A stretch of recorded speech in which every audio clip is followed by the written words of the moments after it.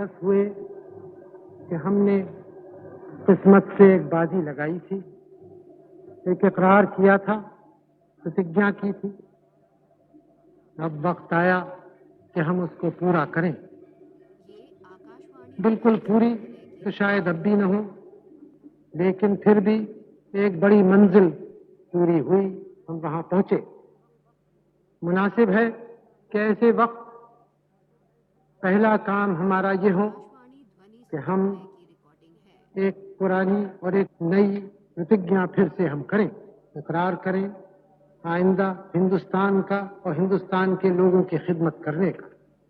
चंद minute में ये assembly एक पूरी तौर से आजाद, खुद मुख्तार असेंबली होगी और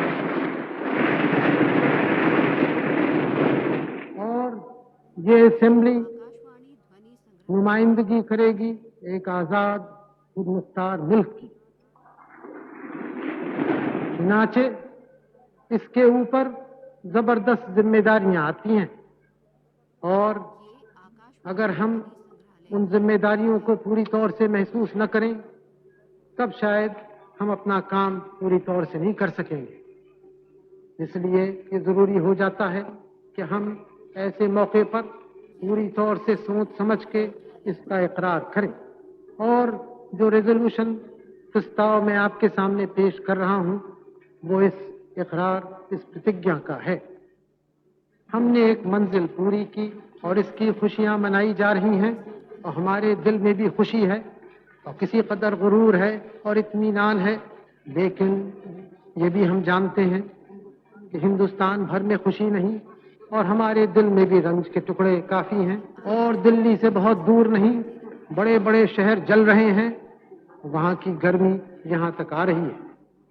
खुशी पूरी तौर से नहीं हो सकती, लेकिन फिर भी हमें इस मौके पर हिम्मत से इन सब बातों का सामना करना है। न हाय हाय करनी है, न परेशान होना है। जब हमारे हाथ में बागडोर आई तो फिर उसको ठीक तौर से गाड़ी को चलाना है। आमतौर से जब मुल्क आजाद होते हैं काफी परेशानियों, मुसीबतों, खूंरेजी के बाद होते हैं। कुछ काफी ऐसी खूंरेजी हमारे मुल्क में भी हुई है और इस ढंग से हुई कि जो बहुत ही तकलीफ देह होती है। फिर भी हम आजाद हुए बाअमन तरीकों से, शांतिमय तरीकों से। और एक अजीब मिसाल हमने दुनिया के सामने रखी। आजाद हम हुए, लेकिन आजादी के साथ मुसीबतें और बोझे आते हैं, उनको हमें उनका सामना करना है, उनको ओढ़ना है और जो हमने स्वप्न देखा था उसको पूरी तौर से उसको एक असल बनाना है। मुल्क को आजाद हमें करना था, मुल्क से गैर हुकूमत को अलग करना था, वो काम पूरा हुआ।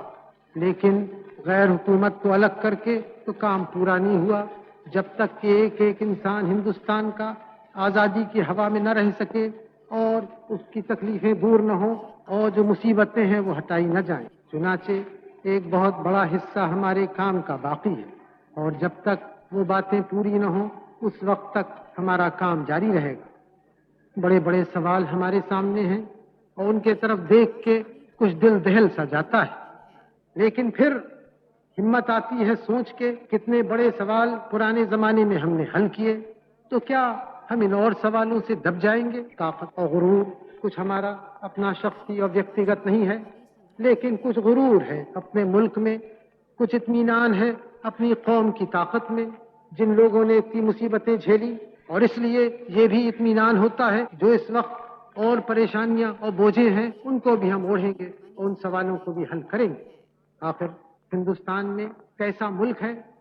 अच्छा है कि हम इस वक्त खास तौर से इस बात को याद रखें, इस आजादी के दरवाजे पर जब हम खड़े हैं, कि किसी एक फिरके का मुल्क नहीं है, एक मजहब वालों का नहीं है, बल्कि बहुत किस्म के लोगों का है, बहुत धर्म और मजहबों का है। किस तरह की आजादी हम चाहते हैं? हमारे तरफ से पहले भी ये कहा गया है, जो पहला रेजोल्यूशन मैंने यहाँ पेश किया था उसमें भी कहा गया था कि ये जो आजादी हमारी है वो हर एक हिंदुस्तानी के लिए है, हर एक हिंदुस्तानी को बराबर के हक, हर एक हिंदुस्तानी को उस आजादी का बराबर का हिस्सेदार होना है। इस ढंग से हम आगे बढ़ेंगे اور اگر کوئی زیادتی کرے گا تو زیادتی کو روکیں گے چاہے کوئی ہو. اگر کسی پہ زیادتی ہوگی تو اس کی مدد کریں گے چاہے وہ کوئی بھی ہو. اس طرح سے اگر ہم چلیں گے تب ہم ان بڑے مسئلوں کو حل کریں گے. لیکن اگر ہم تنگ خیالی میں پڑ جائیں گے تب وہ مسئلے حل نہیں ہوتے.